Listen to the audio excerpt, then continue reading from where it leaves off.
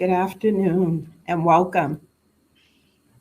My name is Christina Bryant. My pronouns are she, her, hers, and I am a temporarily able bodied, agnostic millennial, straight English speaking, middle class, some college, biracial, American married woman, mother of five. And I introduce myself this way to give you my full, authentic self.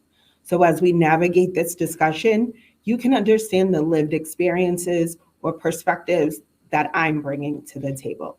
Maria? Hi, everyone. My name is Maria Fernandes-Dominique, and my pronouns are she and ela. And ela means she in Portuguese. My people were colonized by the Portuguese, so I speak a Creole, and I speak Portuguese, and I speak English. And I emphasize this because I always want to create a space where English isn't the only language, and I identify as a Black immigrant. Thank you. So, for today's agenda, we're going to tell you a little bit about us. We're going to discuss the tools for holding space and working beyond inclusion. We're so excited to be here and sharing with you. So, please use the chat function to engage, ask questions, tell us what your facilitation needs, and what's a space you expect to be holding in the near future. What are some challenges you expect to face? What is something that you could adopt from this conversation? We want to hear from you.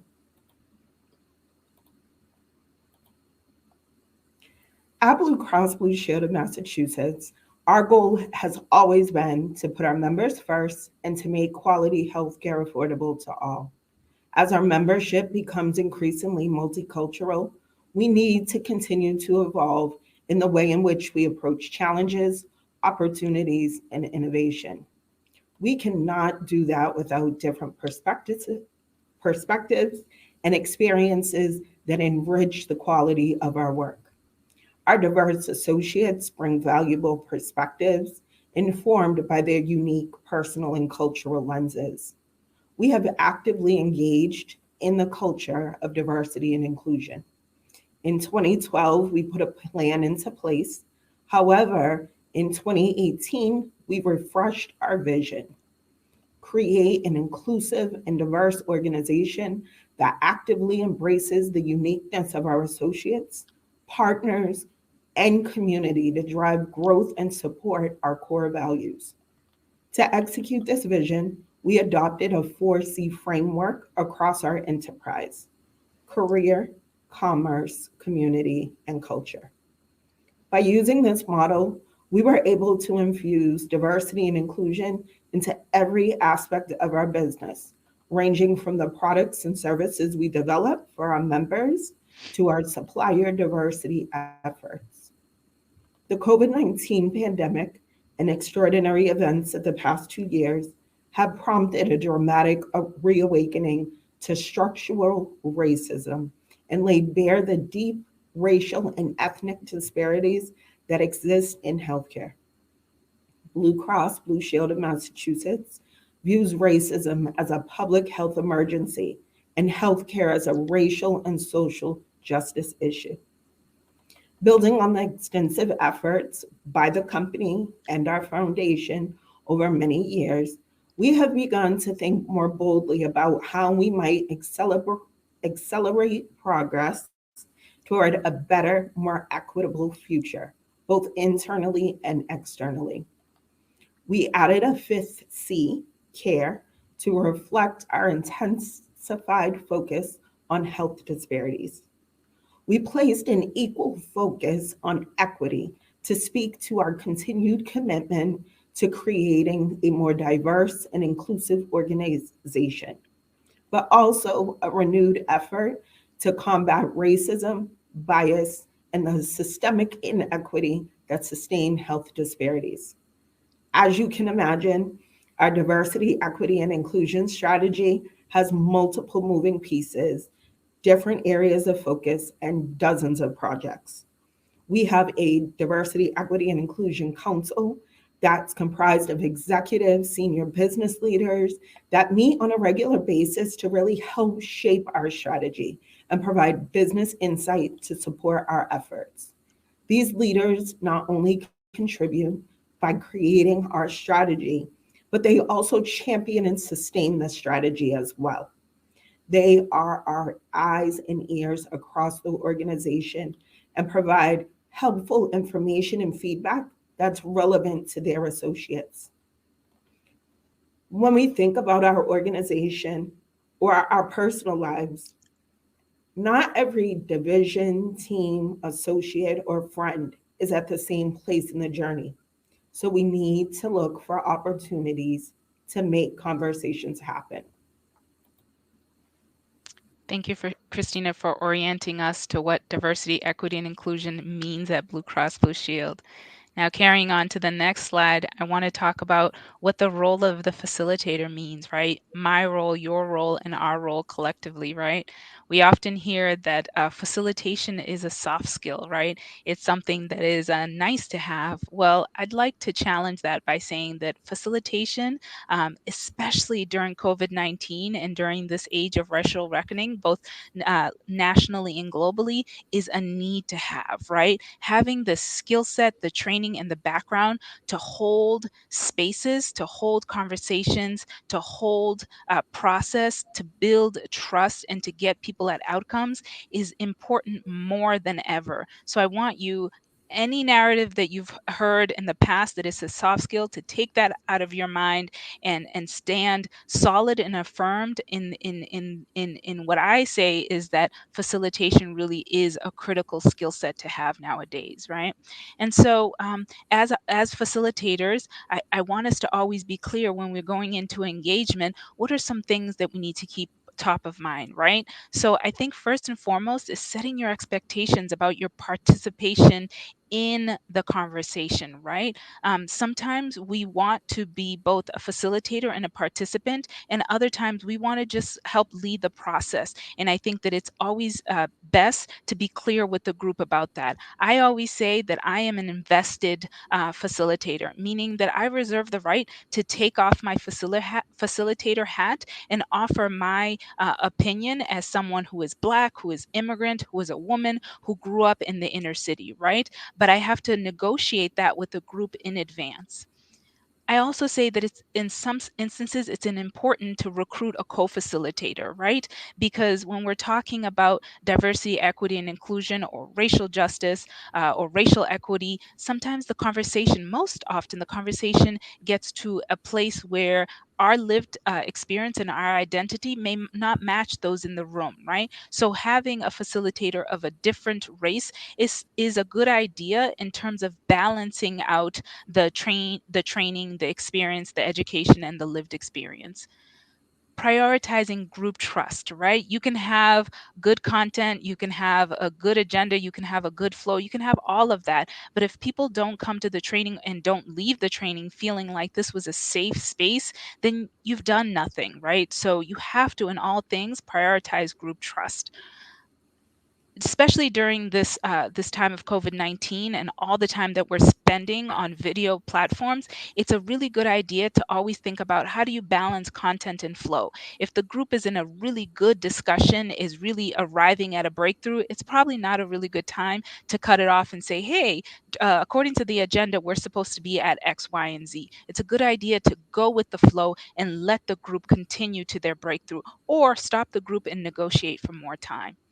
And last but not least, building the collective toolbox. I always say that in this work of social justice and racial equity and diversity, equity, and inclusion, we have to be in the business about power sharing. That means that I have skills, you have skills, and that we contribute to the collective toolbox and we share our skill set, and we always give credit for where we gather new information, right? We don't exploit, we don't steal, we always contribute to the collective toolbox. Christina, anything that you would add on to that? No, I think it's just so important as we're having the discussion to hear those themes of trust and giving credit where credit is due. It's only going to allow us to take these conversations, these projects, these missions so much further. Yes, thank you. Thank you. Next slide, please.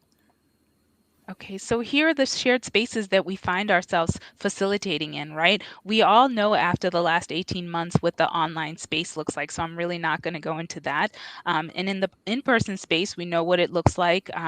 before COVID-19 to having facilitated groups, one-on-one relational meetings, and affinity groups, right? But what's new, as we think about the return to work, is the hybrid space where we will either be in the office, we will be home, or we will be out in the community, whether it's at a local cafe, whether it's at our kids' school before and after drop off, right? So these are the shared spaces that we now have to think about navigating all the time, right? And in each space, our facilitation skills are critical, right? Always being mindful of those skills, always honing those skills, always being thinking about how do I go above and beyond? What do I need to do? What is the support that I need? How do I check in with the community? How do I learn more? How do I continue to build this skill? Christina, anything that you would add to that? No, I'm excited to get into that toolbox. All right, next slide, please. All right, so this is the collective toolbox that I want to present to you all. I think that for the interest in time, I will not spend any time talking about the online because, again, as I've said, we know what the online space looks like. We've lived it through the last 18 months, and I think we're all well versed around it.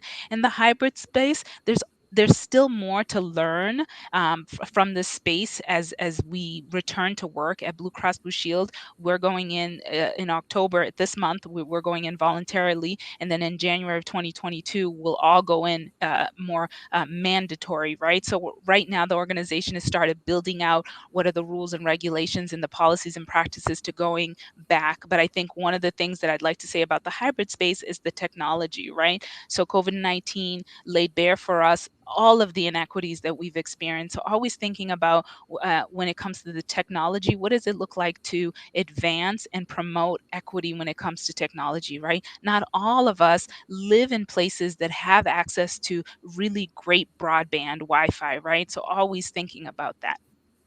So those two spaces aside, I'd like to sort of focus on the shared space, right? So this is throughout the platforms or throughout the spaces. This is sort of the qualities that Christina and I want you to always think about, right? So gender inclusivity, right? Now more than ever, it's really important, and we demonstrated this at the top of this webinar around our pronouns, and that's really important because people are being intentional and saying, this is who I am, this is how I show up in the world.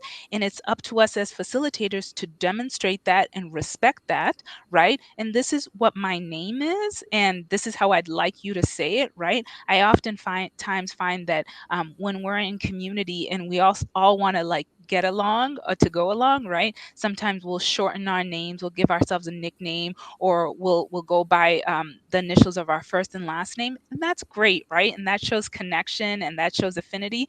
But for some people, maybe they're doing that because they've just experienced people pronouncing their names wrong all the time, that has been sort of a coping mechanism. So I always say that when it comes to gender inclusivity, practice, practice, practice, right? You won't get someone's pronouns right all the time. That's okay. Acknowledge that and practice. You won't get their name right all the time. It's okay. Acknowledge that and practice it, right? So, gender inclusivity first and foremost.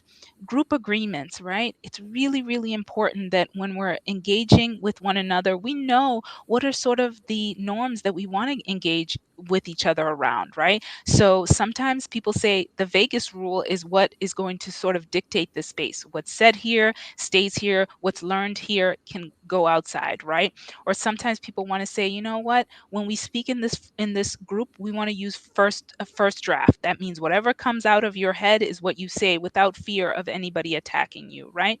Or another one that Christina always reminds me of is that when we move to this hybrid space, we want to be mindful about meeting cadence and timing, right? Sometimes we want to have a rule that on Mondays after 12, we don't meet, right? Or on Friday afternoons that we don't meet, right? So all of those agreements around how we engage and when we meet and how we meet, those are all really, really important. And I'll end off by saying two things that are really, really important is practicing allyship, right? And let's remember that allyship is earned and not given, right? So I can't identify, I can't say, I have the allyship badge, I give that to myself. No, I have to demonstrate that to the community and I have to be given that. Let's always demonstrate inclusivity, right? And belonging, right? And we'll talk a little bit about that at the end of the session. So that's the shared space. Christina, anything you would add to that before I move into the Callin culture? Yeah, I would say from the hybrid environment, I would really think that it should be navigated the same as if we were in person. So, for example, if in person someone had a bare cube, they have a bare cube. If they don't want to put up personal pictures or little things, that should be respected the same if a person comes on camera. If I was to have kitten wallpaper, then I have kitten wallpaper. If you're curious about a person's personal characteristics, their clothing, beliefs, or behaviors, you should really research and educate yourself. Individuals are not responsible for enlightening you. At the core, I would also agree that allyship is about consciously taking steps to eliminate those individual or systemic barriers, especially those that are faced in the workplace. Allies should be willing to speak up even when it's uncomfortable. Allies proactively support and help to achieve the goal. We really each have a responsibility in each of these spaces to be present, and we show up in different ways, but we should be bringing a true culture of authenticity, inclusivity, and belonging. Thank you, Christina. Thank you. And we're going to transition now to the call-in culture. And the reason Christina and I feel that this is really relevant and timely to go in deep around call-in culture is because of COVID-19 and racial reckoning across the country and globally, we're facing a lot of this like dynamic around canceling people, right? This is a process where someone says something either today or something they said 10 years ago when they were like 18 years old, and we decide that as judge and jury, they no longer are part of our community. They are no longer part of the conversation. We're going to cut off their platform, we're going to cut off their livelihood, and we're going to shame them to never saying what they said again, right? And we all know that that practice is dangerous and ineffective, right? We know that in order to build a movement of inclusivity and belonging and to promote social justice, everybody has to be part of the conversation and everybody has to have the chance to say something wrong and be able to explain where they were coming from and be invited back to the table in a way that feels like that healing and repair and apology has been done and accepted and that we can move on. So next slide, please, Christina. So, calling in culture. So, what does the practice involve? It just involves basically tools for having difficult dialogues with others while respecting their differences, right? So, you're not coming from a place where you want to like jump on them for having said this thing that you think that is so racist and is so outrageous, and you want to immediately cancel them. No, it's coming from a place where you're like, you said this thing and I heard it this way, and I want clarity around, is this what you really meant? And if it is, where did you pick this up? Where did you start believing this? And how could this belief actually exist in this space, right? So the qualities of Callin culture is done to achieve accountability. It's an opportunity for self-reflection, both you as the person who heard it and the person who said it, an opportunity to apologize, to repair, to change behavior.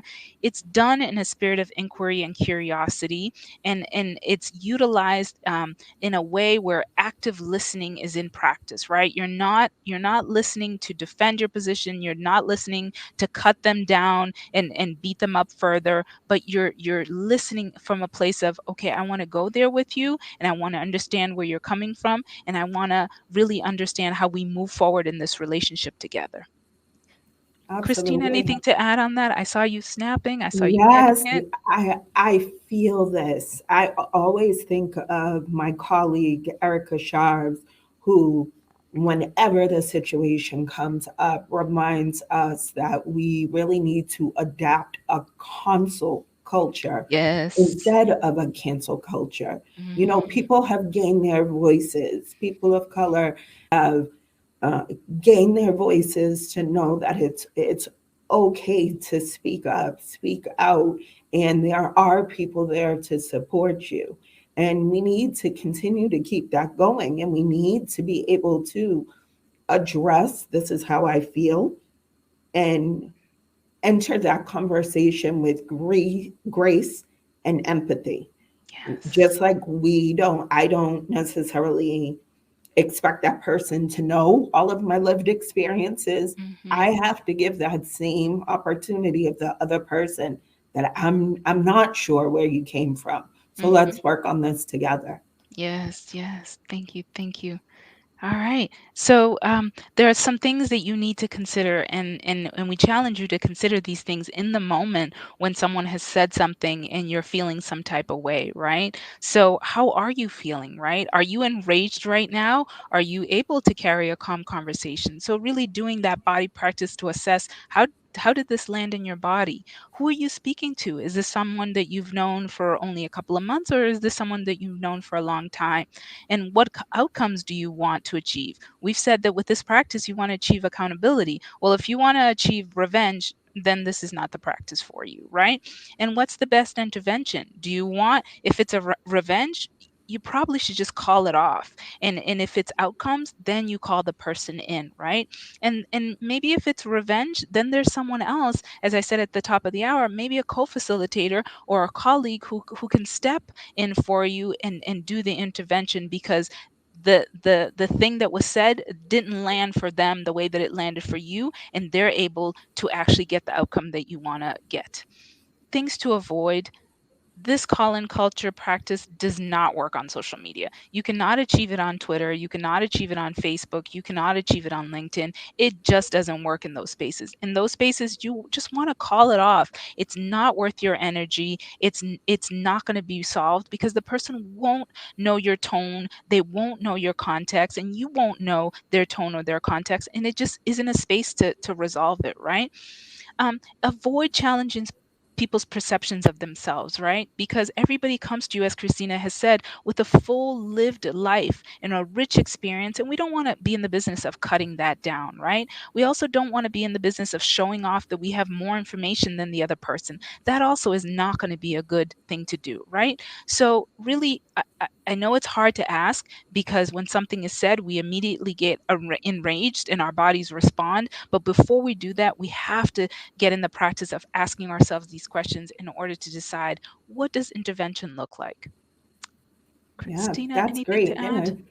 I would also say by considering these questions, you're in the process of learning. You're also Mm-hmm. checking some unconscious bias that you may have had based on interpretation, but it's Mm-hmm. not necessarily, in a situation where you're internalizing, and I it sits with me, that revenge, right? Like, why am I Mm-hmm. getting so angry? Why do I want to just go at them?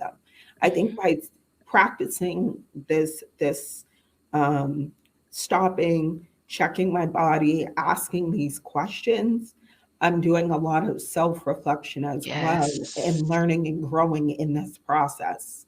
I, Yes. I, I Yes. love this process. Yes, yes. So you might be asking yourself, okay, so after you've done an inventory of what does your body feel right now, and am I the right person to be asking this, right? And my outcomes are true and pure and really are outcome oriented, then you can proceed with some of these sentences that we've provided for you. So I love when you said X, I didn't understand what you meant. Do you have time for us to talk about this more now or at a later time? Or I want to revisit something that felt like disrespect to me. I'm sure you didn't mean it that way, but maybe we can talk some more. Or are we missing something here? Is this something we should examine more closely, right? All of these questions come from a place of inquiry, and allow the person to really explain where they're at and allow you to receive it, and be an active listener, and to do the work of repair and apologizing and getting to a place of, okay, this is where we want to go with this, right? So next slide, please, Christina. Unless you have anything to add, I want to make sure. Well, I see we're at the 5 minute mark and we've Yes. actually made it through our slides. I wanted to Yes. take the opportunity and thank everybody in the chat. Like the chat's very busy right now.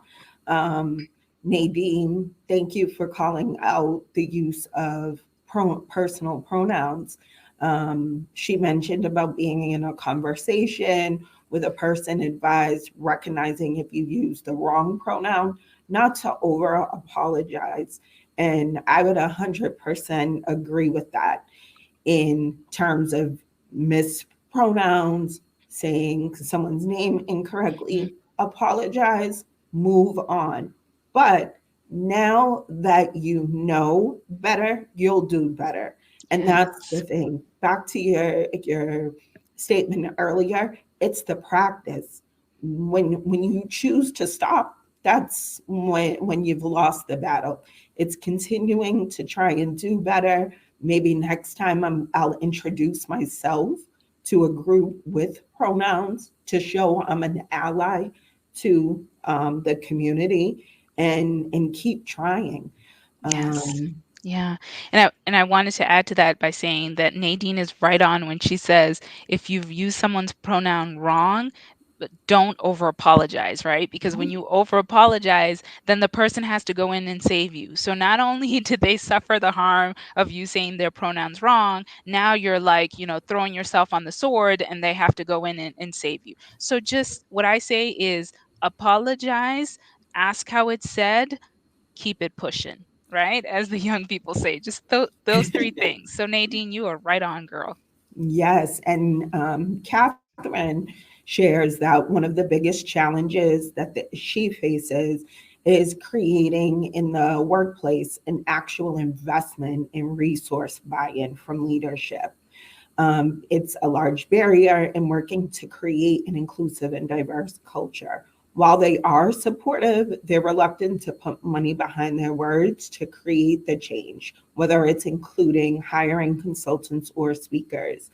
And Catherine, one of the things that I would like to say in regards to that is in your organization, try to leverage your associates. Out of our organization, we have an amazing group, 8 ERG, so employee resource groups that share particular affinities, get together on a monthly basis, and they're the ones that come up with the different programming, the different um, conversations that the community would like to talk about. So there are opportunities outside of just money to be able to invest in that inclusive and diverse culture. But definitely feel free to reach out on LinkedIn to connect and we can talk more.